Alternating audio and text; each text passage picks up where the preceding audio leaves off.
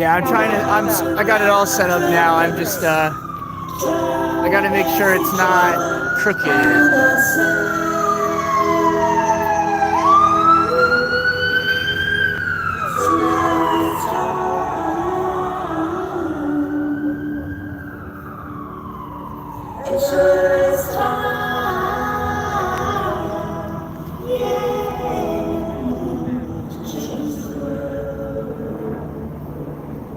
So we are out here outside of the Department of Justice building in Washington, D.C. for the Justice for Julian event today.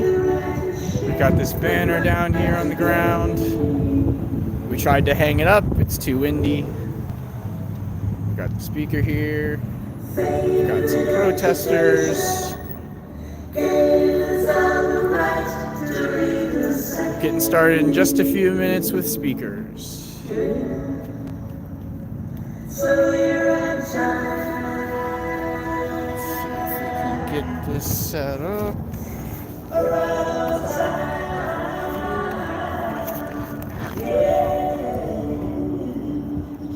Might have to go vertical since it's not automatically adjusting to horizontal. Truth is not a crime, free Assange.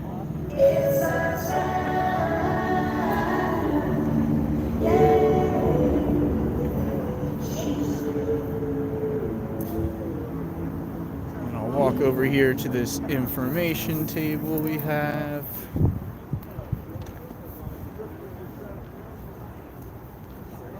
It's not working horizontally on mine, so I am holding it vertically.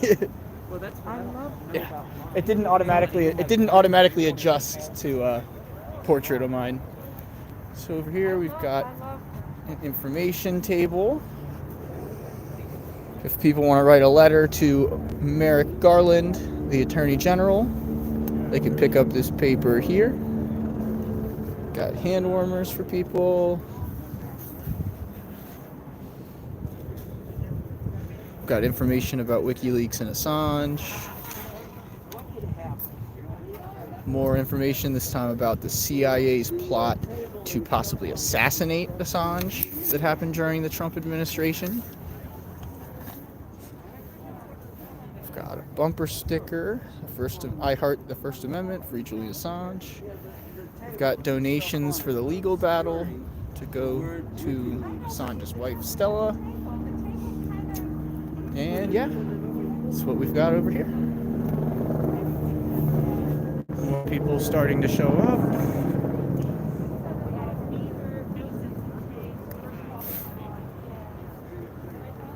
We are here in Northwest Washington, D.C.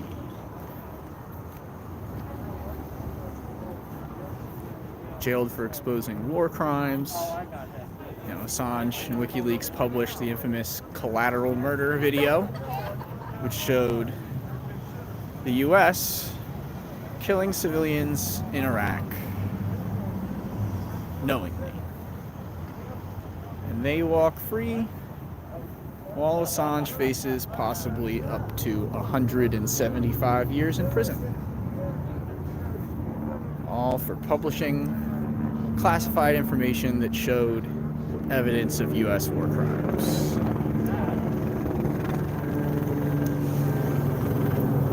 We'll have a few speakers today. CIA whistleblower John Kiriakou, I think, is supposed to come out. Possibly Marianne Williamson, former 2020 presidential candidate. And yeah, we're just waiting to get started.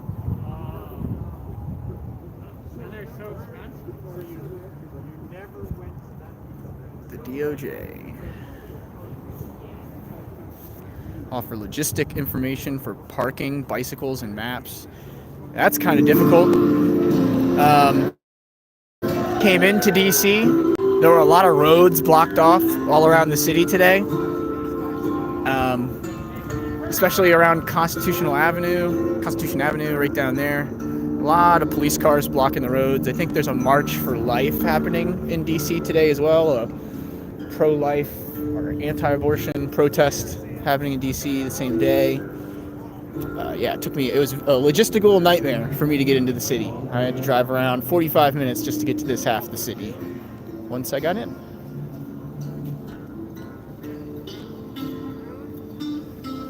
So probably best, if anybody still isn't here yet, to take the metro. In terms of bicycles, I don't know if there's anywhere for... It looks like people have some bikes over there. So if you come with a bike, you can just kind of set it up right over here, leave it over here.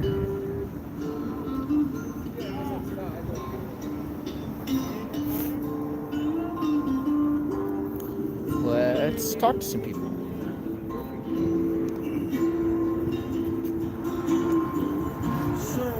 So do any of you guys want to explain why you've braved the cold to come out here today?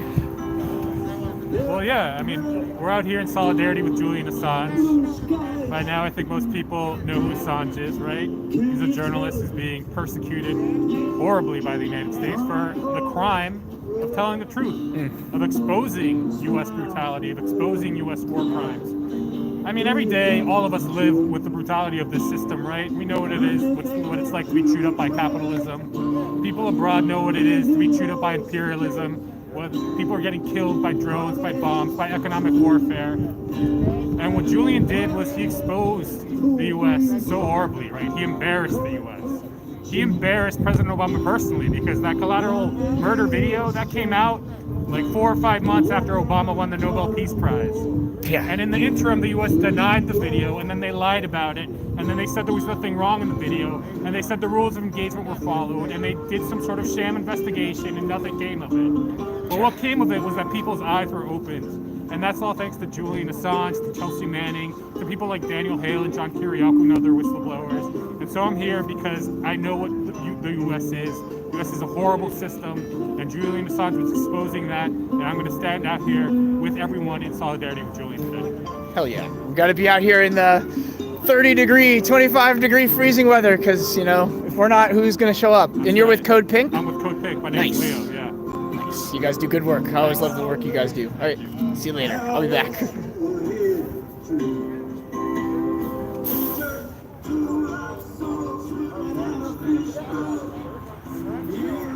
So that was somebody from Code Pink making really good critiques of U.S. imperialism, U.S. militarism, the role that Assange played in exposing U.S. imperialism and militarism, and the idea that nothing changed after that.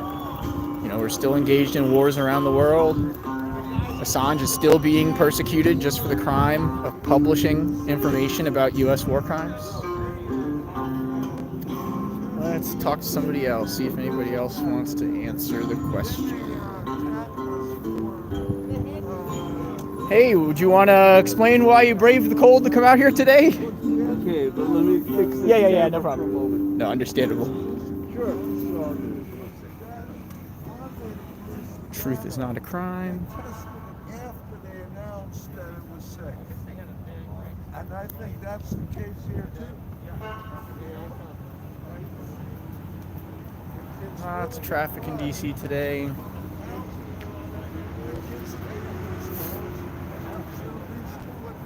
Yeah, Code Pink's always been out here in solidarity with Julian Assange. Over the summer, I had been at a protest here outside the DOJ building, and lots of people from Code Pink came out to support.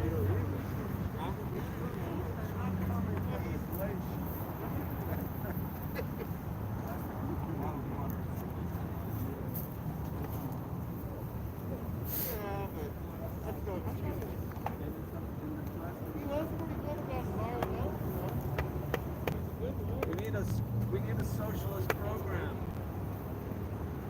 Take care of the economy. Yeah, would you guys want to talk about that on the stream? Why we need a socialist program in the U.S.? Eco-socialist? Totally agree. I don't know you, so You know what I mean? Totally fine. I understand. who are you? Kobe. My name's Kobe. I'm an independent journalist. Member of the Green Party, actually, so eco-socialism. I love eco-socialism. What state? Maryland. Oh, okay. Mm-hmm. Yeah, I grew up in Montgomery County. Live in Frederick County now. Sorry for you. Well, in Frederick, yeah. I feel ya.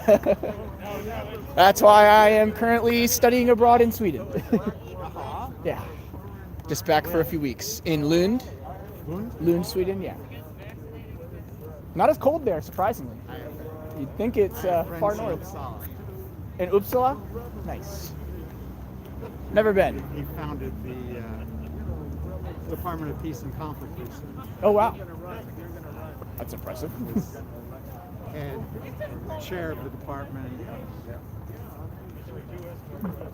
an endowed chair, his lifetime chair until he hit 66 or 70, I forget which, triggered his having to go to senior status.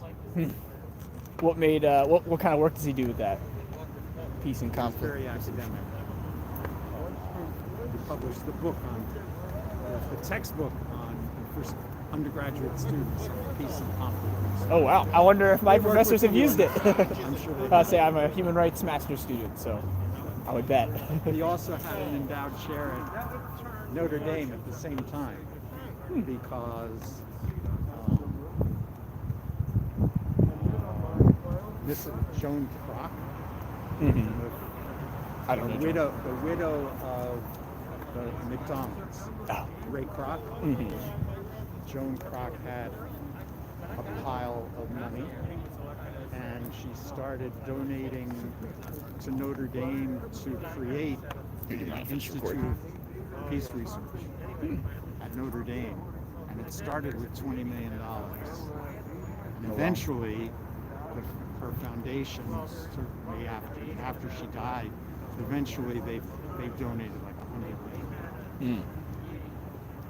So he had two endowed chairs simultaneously, one at Uppsala and one at Notre Dame.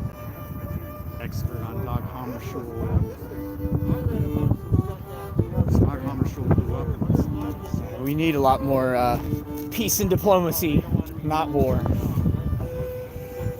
That's why I wanted to study human rights in Sweden. I figured learning it in a international context, in a Swedish context, They might. weren't real helpful for Julian Assange. No, not at all. Not at all. And they actually, they've recently passed their own whistleblower law, I think, that if you publish information about the Swedish government's ties with other governments or something like that, classified information, the same sort of crimes. I think it was Nils Melzer who had talked about. I don't know all the semantics of that bill, but they passed a bill that will make it even harder to publish information about their dealings with the world. Yeah, global phenomenon, censorship. So we are just waiting for more people to show up to get started today. Like I said earlier, there's going to be some speakers. Very, very cold in D.C. You can see everybody's very bundled up today.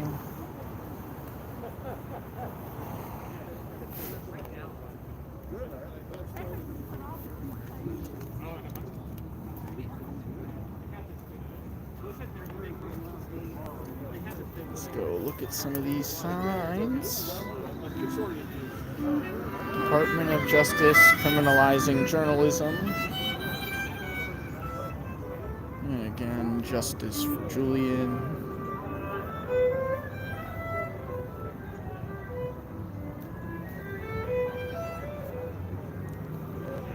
If you can, definitely write a letter to Attorney General Merrick Garland calling for him to, and the Biden administration in general, to drop all charges against Julian Assange.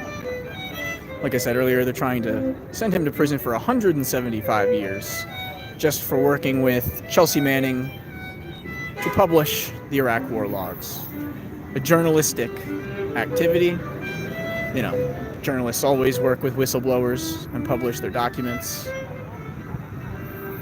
It's important to remember that those Iraq war logs that Julian published with WikiLeaks were also published by other journalism outlets, like I want to say the New York Times, Der Spiegel in Germany. And so if they can arrest Assange for what he published, you know, the confidential information revealing U.S. war crimes that he published, if they can get him, what's to stop them from going after any other journalist who publishes classified information that reveals wrongdoing by the U.S. government. That's the precedent we're talking about here. That's why international journalism organizations from around the world have called to drop all the charges against Julian Assange.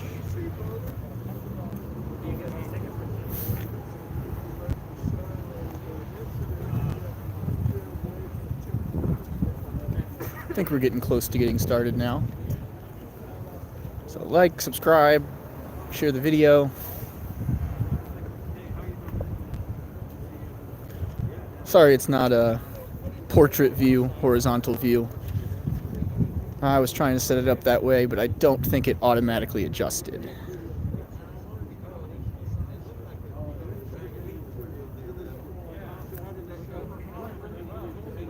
Yep.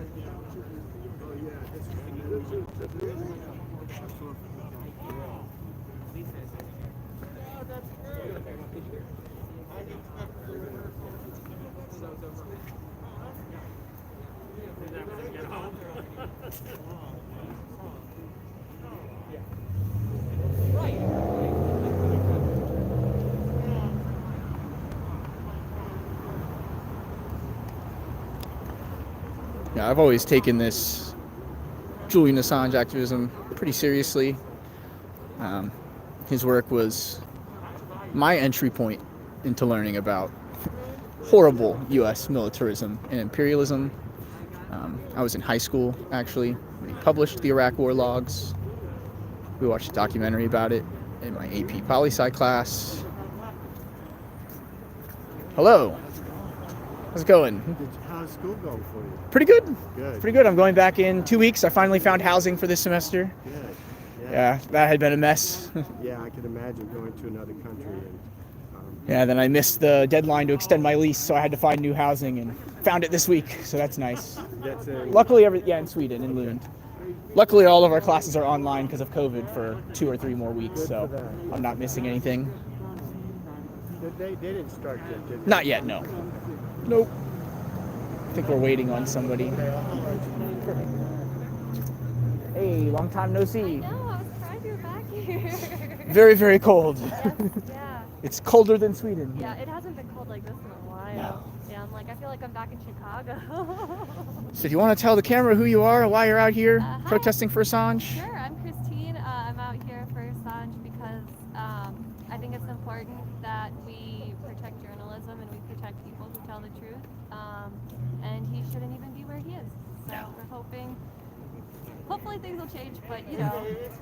How long have you been doing Assange activism? I know I saw you here over the summer. Oh man, I think we're rolling around like 2 years now. Nice. Yeah, something like that, 1.5, 2. Any progress, it feels like? Any momentum?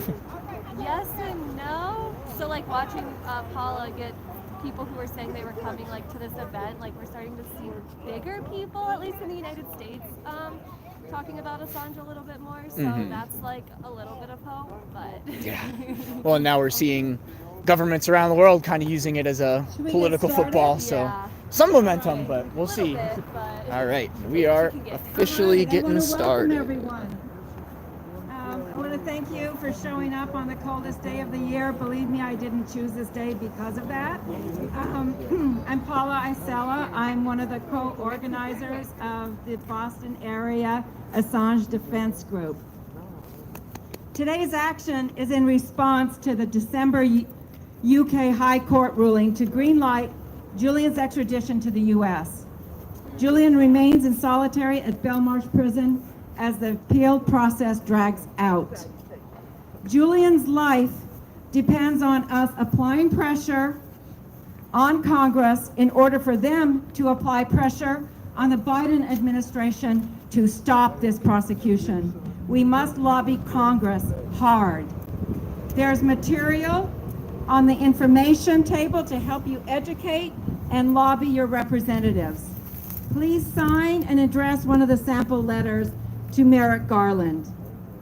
There's some bumper stickers on the table. Please help yourself to them. Any donation to Stella Morris's legal team fundraiser would be appreciated.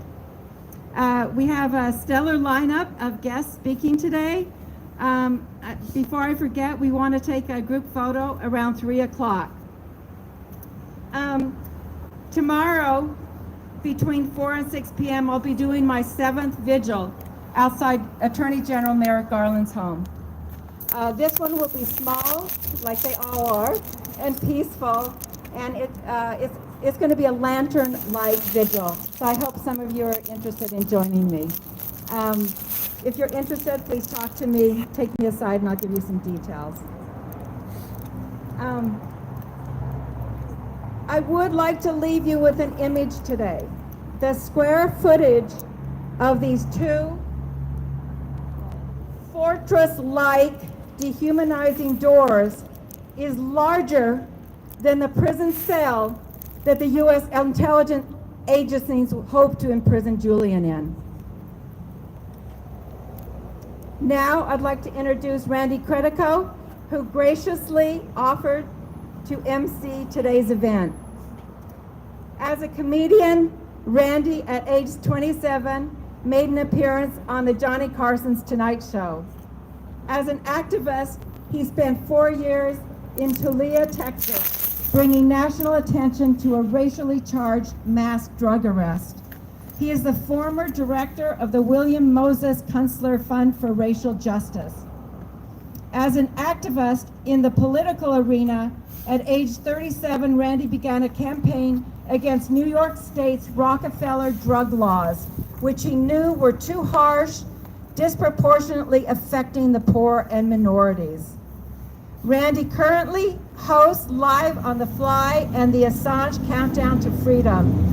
He is a natural radio host. And I'm going to wait for this truck to pass.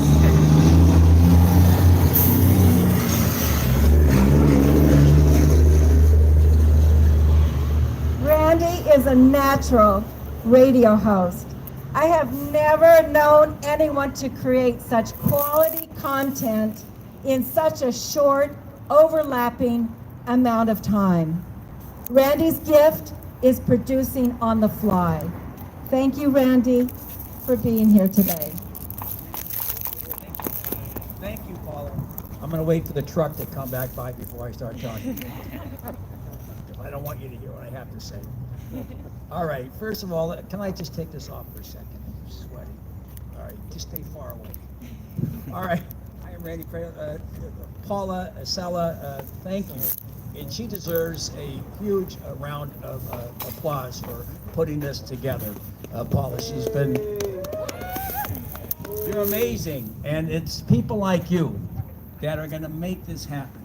I know there are radio hosts like me and radio hosts like my good friend who's coming up soon, Brian Becker, that can spread the information. There are lawyers out there that can do the work in the courtrooms, but without a ground game, without winter soldiers, this movement will not succeed. So it's important that people look at this example, Assange defense putting this together, and people around the world. I know there are people in Dublin, there are people in Rome, in Mexico City, Sydney, London, my friend MEB, who are always out there. And so without a huge movement, this represents what Thomas Paine called the winter soldier. And that's what it really requires, our winter soldiers. And this is one of those days where we have winter soldiers out here. So thank you for showing up. I have a lot to say, but I think I'll kind of spread it out because as people come in, not a lot to say, but I have some things to say.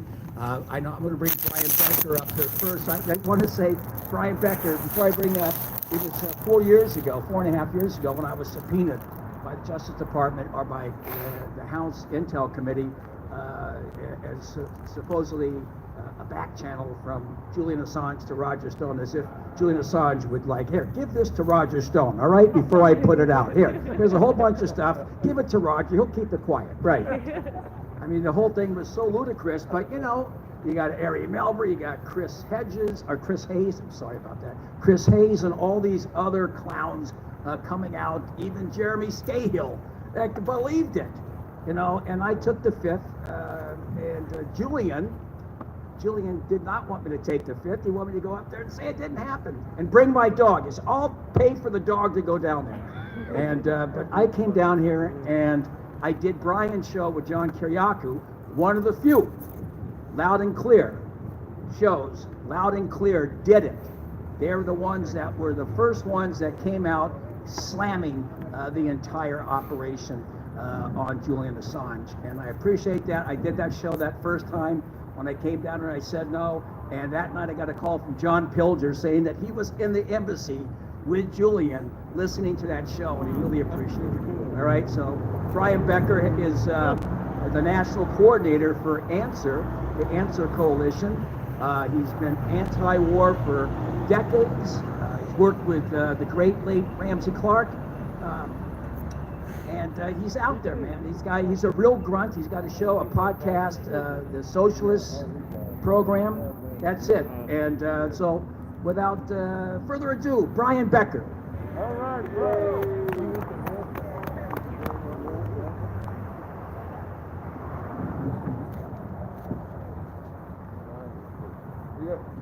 Thank you, Randy, and thank you, Paula.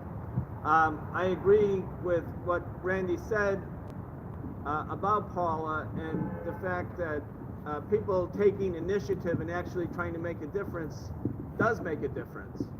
And it's the only thing that makes a difference, basically. When you go over just the things that we know about in the last, say 70 years, like the passage of the '64 Civil Rights Act or the Voting Rights Act of 1965, the Congress that passed those two far-reaching pieces of legislation, from a point of view of composition, it was the same Congress in 1954 and 1955 that upheld apartheid in America. The composition of Congress didn't change. What changed was the people changed. The people were in the streets. There was the Civil Rights Revolution. That's what changed the country, and that's ultimately what changed Congress. And so without people like Paula and like all of us actually organizing and doing the work day to day, change doesn't happen. And sometimes when you feel a little bit despondent because the change isn't happening at a given moment, or the crowd's not big enough at a given moment, we have to remember that all of those leaders of the civil rights movement, before they became leaders of a mass movement, they were leaders of very small movements. Because big movements don't just drop from the sky, they come about as a consequence of all of this day-to-day rain or shine kind of activism. And then there are moments when the small movements become big movements. And that's what we have to think about with Julian, because I'd say the majority of the people in the world agree with us that Julian Assange should not be in prison because he revealed U.S. war crimes. And that's the only reason he's in prison. Nothing that WikiLeaks published is untrue. Nothing. There's no fake news there. And it wasn't just WikiLeaks. When Julian worked with Chelsea Manning and revealed the criminal murders of journalists and Iraqi civilians in the Iraq war logs, it wasn't just WikiLeaks. The Washington Post published it, and the New York Times, and the Guardian. Well, if he's in jail, why are they not in jail? And if he's in jail, why are they not speaking up to demand that he be out of jail? Because they did exactly what he did, publish materials that are true. And at the time they published them, they were very proud of them. So what happened? What changed? I mean, as the government decided to persecute and prosecute Julian Assange and WikiLeaks, the so-called free press abandoned them. Instead of showing journalistic integrity and courage and basic human decency, they allowed Julian to be taken down, to be incarcerated. And when the United Nations said that his long stay in the Ecuadorian embassy was an example of arbitrary detention Why was that not big news? Arbitrary detention means he's illegally imprisoned. Why is that not big news? So, you know, the free press, so-called, they could talk about this or that difference between this or that Democratic or Republican politician. But when it comes to the war in Iraq, or the invasion of Afghanistan, or the sanctions on Venezuela, or the blockade of Cuba, or any of the issues that are priorities for U.S. imperialism, they close ranks. So we are standing here today in front of the Department of Injustice and demanding on behalf of people who, and we believe we are the majority, that this prosecution and persecution of Julian Assange end, that it be ended, and that if the Department of Justice wants to even pretend to have the name justice in the name of the agency, there can be no other course but then to free Julian Assange. So I'll just end it there. Again, Paula, thank you very much. It is the coldest day of the year, and we don't blame you for it. In fact, we salute you for taking the position that rain or shine, warm or cold, we're going to stand together and demand freedom for Julian Assange. Thank you very much. Brian Becker, thank you. Very well said, Brian. Thank you very much. And you know, I came here last night. Paul asked me last week, would you like to come down? I said, yeah, of course. I didn't say of course. Let me think about it. 5 minutes later, I said, I'm coming. All right. So I said, do you mind if I'm going to come down here at night? I'm going to do at the Tabard Inn. We were here 4 months ago, and we had a comedy show there called Stand-Ups for Assange. And I said, why don't we invite everybody? It's free. We're going to have one tonight at 7 o'clock at the Tabard Inn. You just show up and say you're a part of this, and you're free. You get in. All right, so I got some great comics. I got some great John Kiriakou is going to be speaking, and so is Chip Gibbons going to be speaking. So that's at 7 o'clock at the Tabard Inn. I'll make that announcement at the end. I showed up yesterday from New York last night from at Union Station, and when I was here before, I saw a stark reminder how bad this city is in terms of the homeless. There were a lot back then, but when I arrived last night walking through Union Station, there were tons of people, nameless, hopeless, sleeping on the ground at Union Station. And I said to myself, if they were to take the money that they're spending on prosecuting this journalist from Australia and put it into the homeless problem in this city, they could solve it instead of spending hundreds of millions of dollars. That's what they're doing, spending hundreds of millions of dollars and leaving all of these people, not just at Union Station, but across Washington, D.C. This place, it's shameful what is happening in this city, and they are ignoring it, and they're putting their money and ensconcing the guy inside what really is the Tower of London. I looked at a picture of his wife or his fiance this morning, and the 2 kids. How can you look at that? Not only does it affect Julian Assange, look at Stella Morris. Just look at her and those 2 kids being separated from their father. You know, it's just disgusting.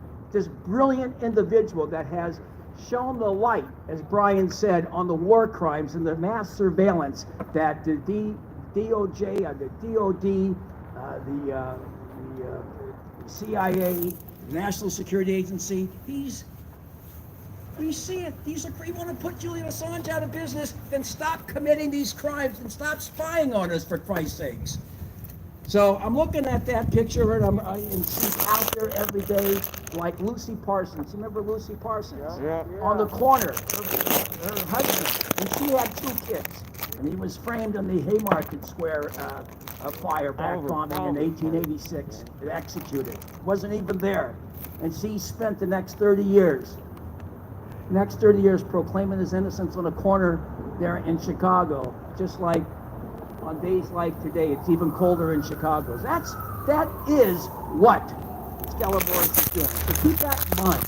She's out there like Lucy Parsons every day doing what she can. So we got to keep fighting. That inspires me when I see that.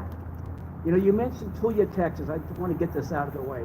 I was there. I got a call back this is Germaine, in 2000 from a preacher. Actually, Margaret Kunstler did. She got a letter from a preacher in Tulia, Texas, talking about this drugs thing in a city of 5,000 where 10% of the black population was arrested and put in jail for drug dealing, based on one witness, a witness like the guy that they hired by the name of Ziggy, all right? So we went down there. We spent 3.5 years organized. We made videos. We made a great documentary. Sarah and Emily Kunstler, Bob Herbert came down. We got so much press. And then 3.5 years later, just on the precipice of this thing actually having a good ending, somebody parachuted in and presented herself and said, I'd like to work on one of the briefs. So she worked on one of the briefs. She worked on a habeas brief. And the next thing you know, she's taking credit for everybody getting out. And she used it to get the job here 20 years later. Her name is Vanita Gupta. All right, Vanita Gupta is third in line. She parachuted in to Tulia, Texas, presented herself as this woman that worked at coffee shops and go to law school, at Fordham or something. Now, her father is one of the biggest hedge fund operators in the world in the chemical companies, worth billions of dollars. That's where the money comes from. All right, so now she's here. Dick Durbin saying she was the hero to you. Well, she came in 4 years later. She's third in line here. Why is she not standing up and saying, I quit? She should quit. Otherwise, everything she did in the past, and she worked for the ACLU, all the groups that she was associated with before, are now in support of Julian Assange. All of them. Amnesty International, Human Rights Watch, Reporters Without Borders, and yet this woman, parachuted in, got a lot of press, and it's because of that press that she is where she is today. And what they're doing, if they're successful, will snuff out the press if Julian Assange is indeed extradited and sent to a supermax in Colorado. That'll be the end of the press. So we all have something here at stake. This is, as John Pilger said, the end of this fragile ersatz democracy will totally collapse if this were to happen. So that's why we have to continue fighting every day. And that's enough for me right now. Got it out of my system. All right, Vanita, did you hear me? Write her a letter, Vanita Gupta. So, Leo Flores is here today. He's the coach. Leo Flores is from Venezuela, and he's one of the most active members of the free right now. He's with the good side in Venezuela. I think we met at the Venezuela embassy a few years back. 3 years ago, yes. It was really cold then. All right, so Leo Flores, give him a round of applause. Thank you to Randy and Apollo, of course, for organizing this, and to everyone who's fighting for Assange on a daily basis. I see you all on Twitter every day. I follow you all on Twitter, and I'm really grateful that people keep pushing.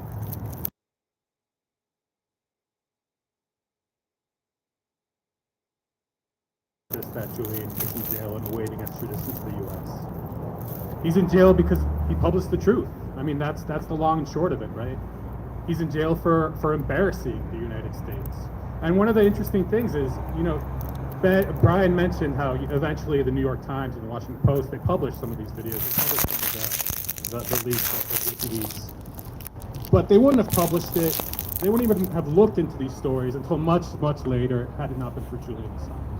And the thing about Julian is that he exposed the U.S. pretty much almost in real time, maybe a couple years delayed in some cases, but it wasn't these cases where we're waiting 20, 40, 50 years for Freedom of Information Act requests to go through, where we learn the truth right after, long after everyone involved has been dead, long after anyone involved can be prosecuted. We learn the truth in real time, a couple of years after it happened in terms of the collateral murder video.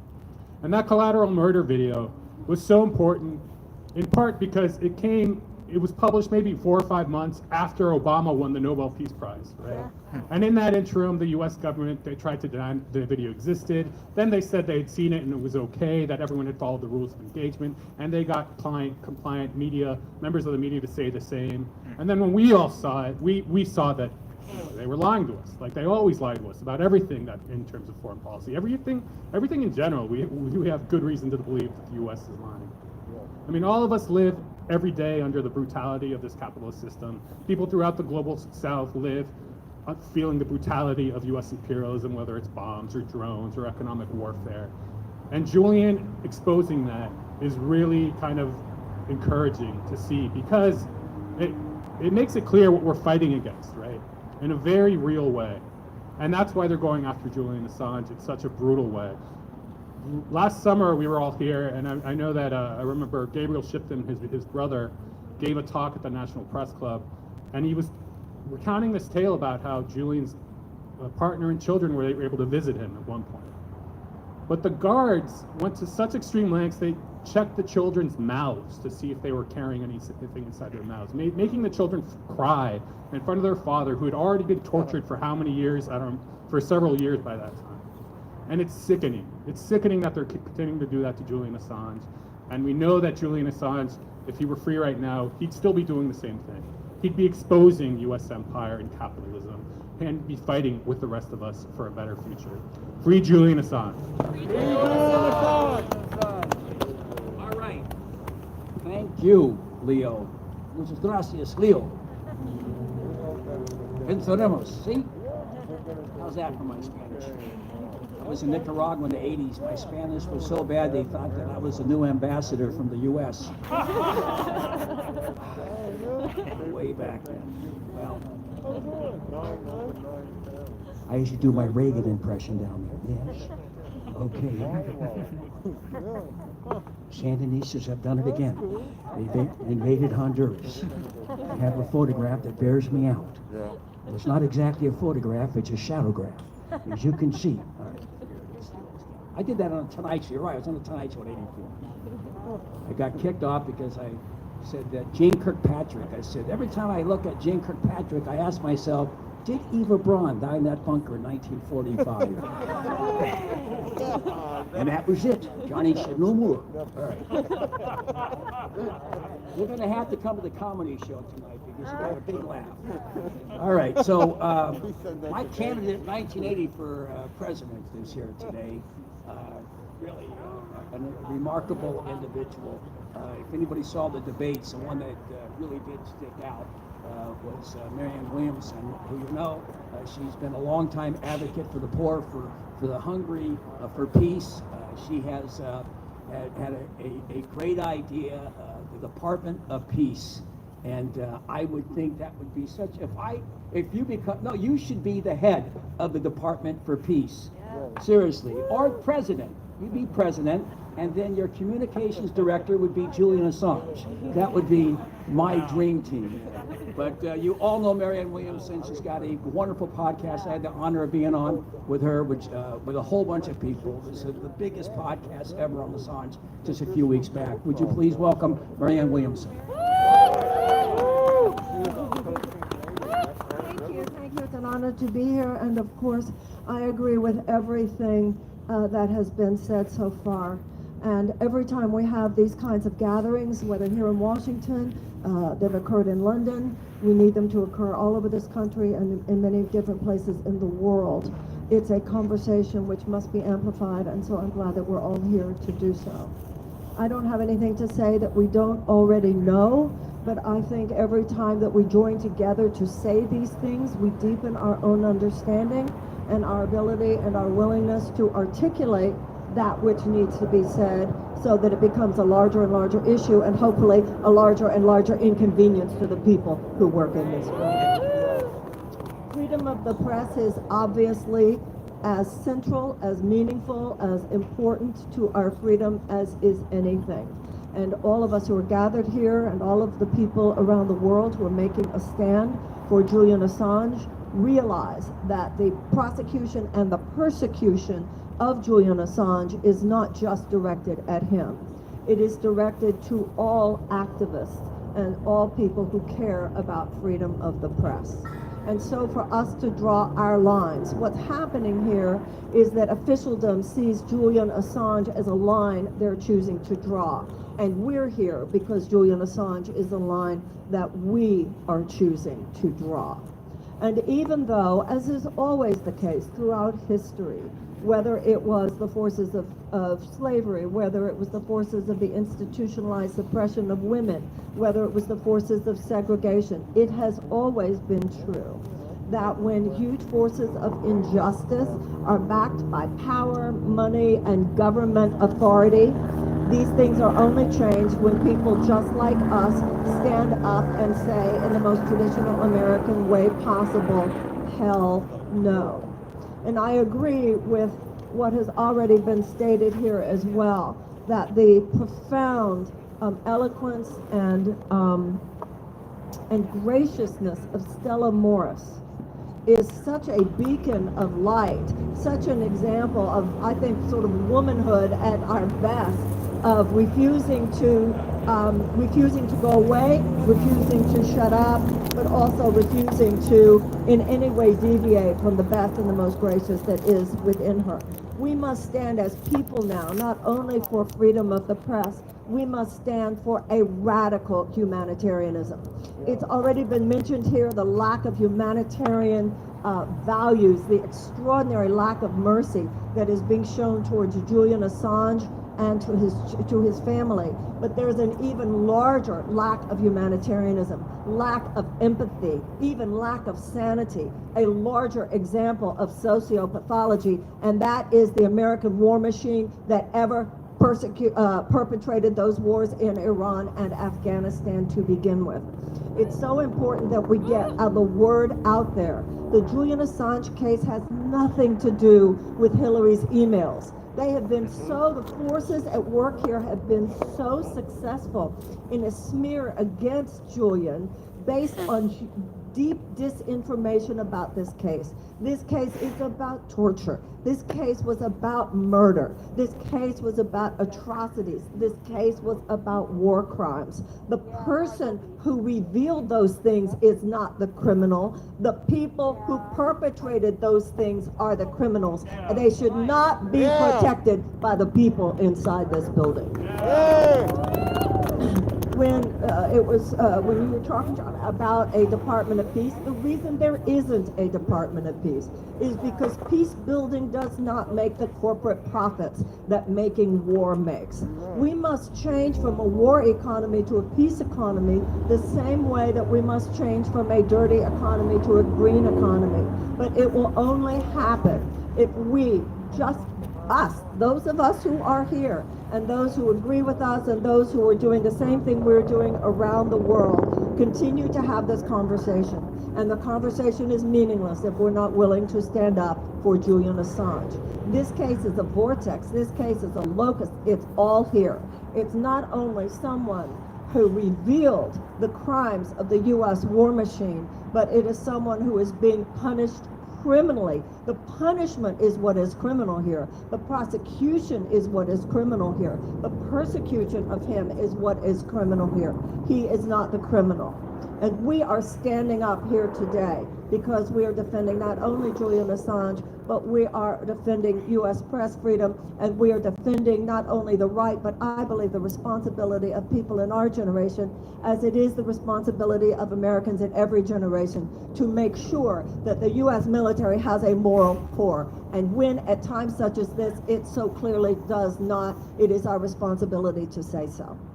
I hope that all of us here today will leave this place being even more convinced, more committed, more devoted, more articulate, and more willing to say hell no to systems of injustice that absolutely must be pushed back for ourselves in honor of our ancestors and for our descendants. Go, Julian Assange. Thank you. Thank you. Marianne Williamson. Are you running again in 2024? You should. You should. It's good that you get out there. You made a lot of great points. I was hoping Bernie Sanders would have picked up on some of your stuff, but he didn't. You were much better than him. We expected him to say something about Julian Assange, but you were the only one that did. I can't. All right. You're right. Marianne Williamson. Remember, 2024. Let's draft her. All right?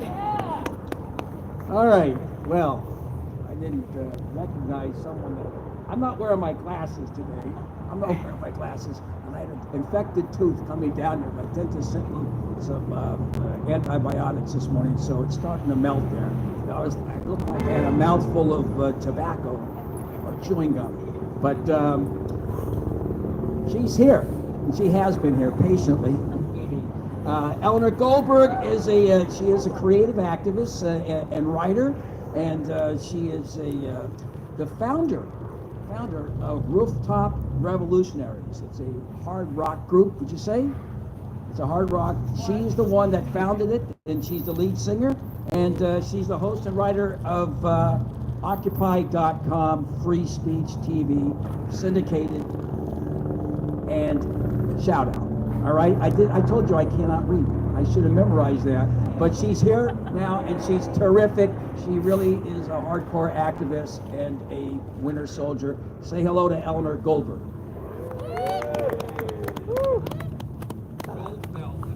It's called Field, but you know, whatever. Actually, you know what? It's Goldberg because we're outside the DOJ, so if they're going to get my name wrong, I won't end up on their list. So it's Goldberg.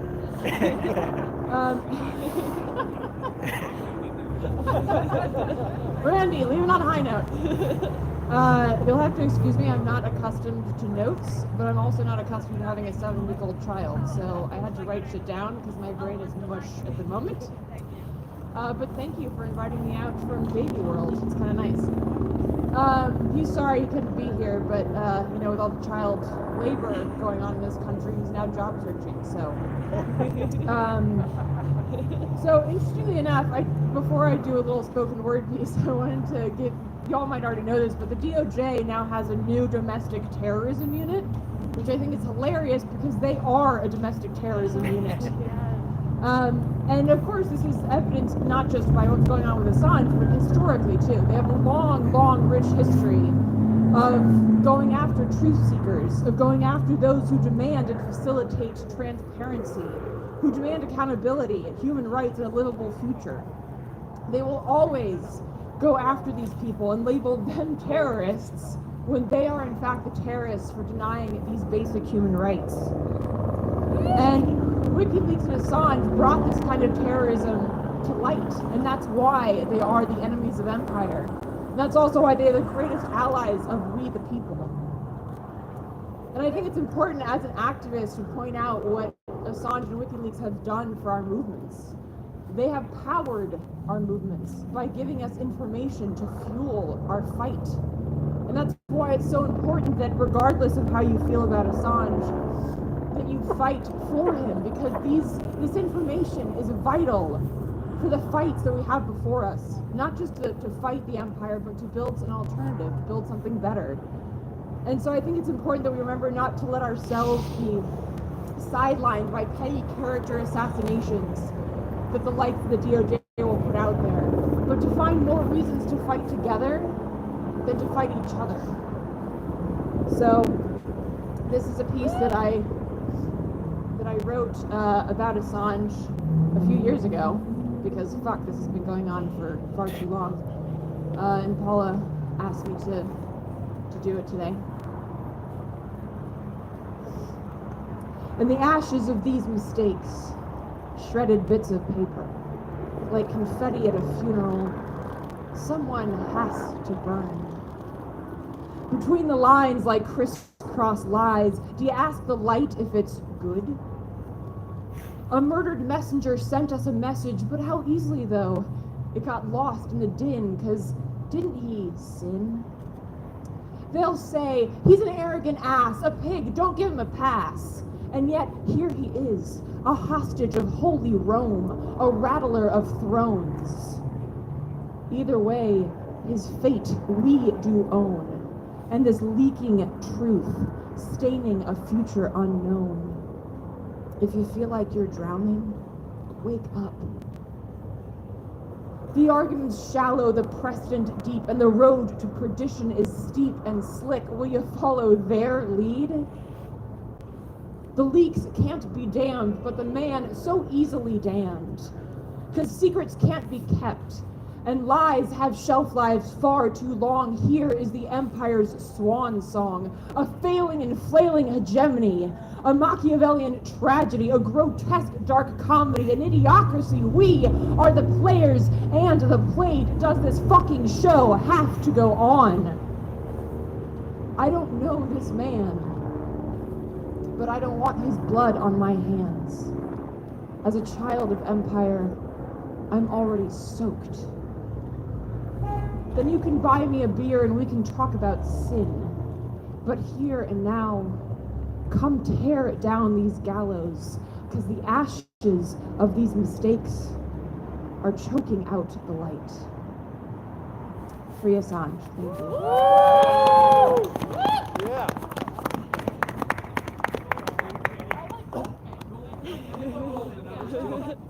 Eleanor Goldfield.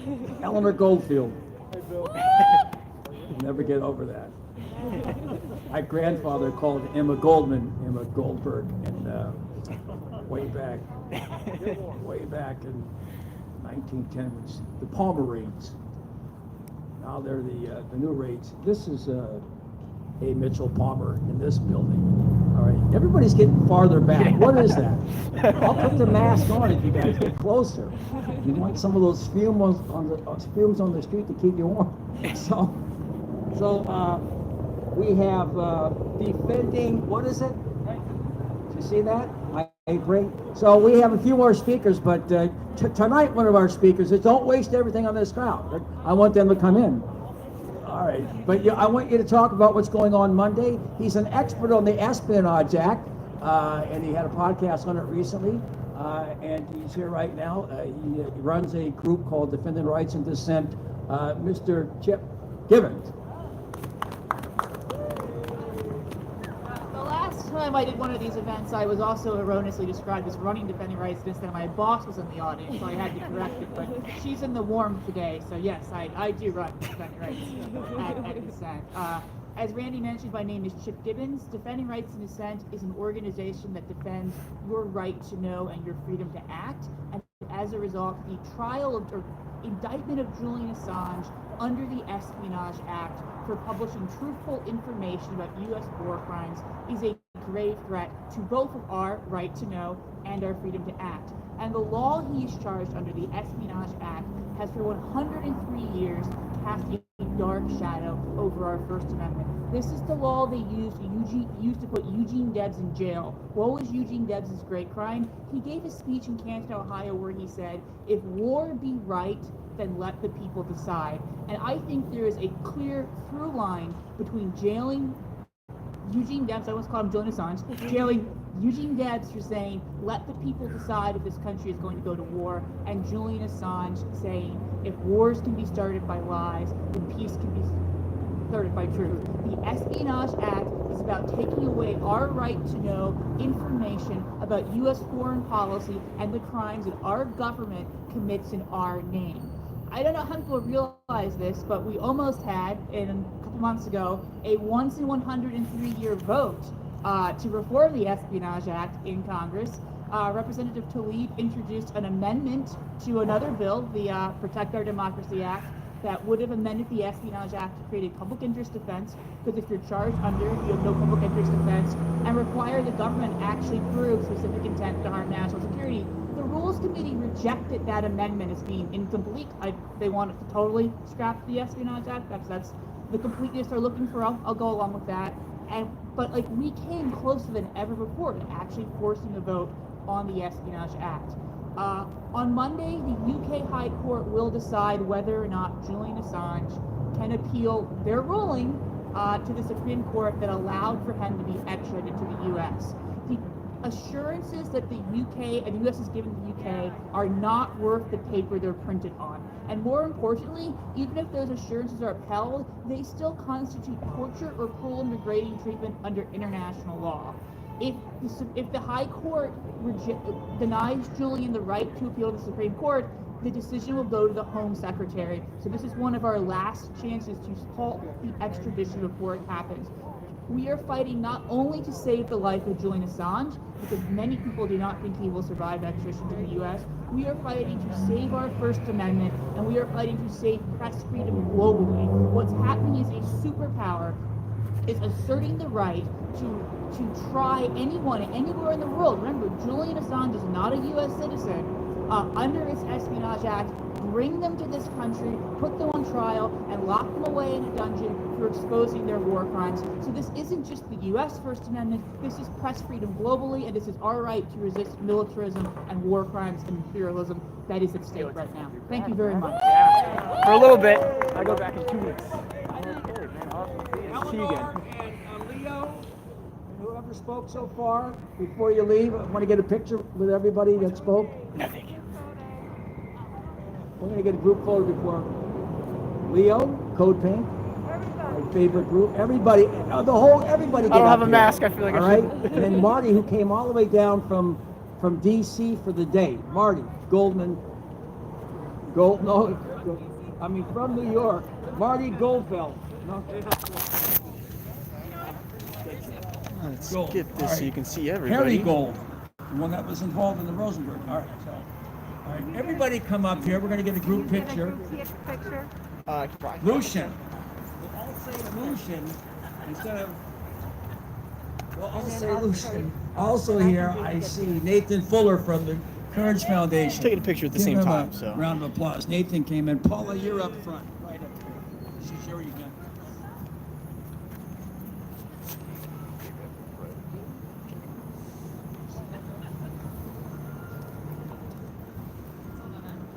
taking a bunch. Everybody smile.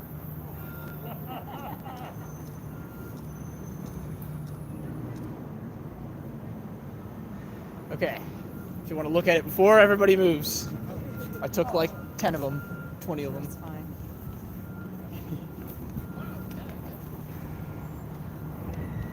All right, they're good? I'm respectfully, you got it? All right, everybody get real close. I'm respectfully not participating in the picture because I don't have a Moment of mask. silence for my I'll have my emceeing mask, so I'm not going to be today. in the picture. It's fine. Are you sure? Yeah, it's okay. I don't mind. We'll get a real good one at 7 o'clock at the Tavern Inn, all right? Get up there.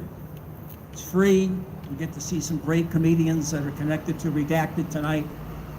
Jaffer Khan and Yoki Danoff. See that?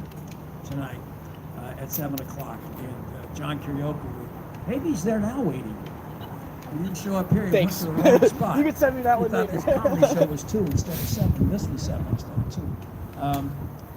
2. So we got to go with Brian Becker. Get another one? Where We're getting me in front of it. We're taking more pictures, that's it? We're still taking some photos? All right. We actually had 300 people here, but it got cold. Yeah. All right. So maybe like 50 to 100.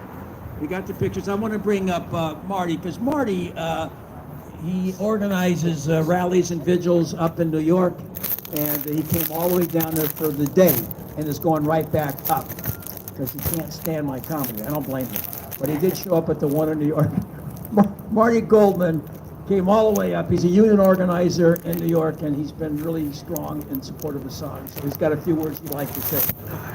Can't get it to zoom in. Okay, hello. Can't get my lips to move. All right. Other folks have gone into a lot of detail, and I'm not going to repeat all of that. Gave the country of Haiti a tremendous gift, insight into CIA manipulation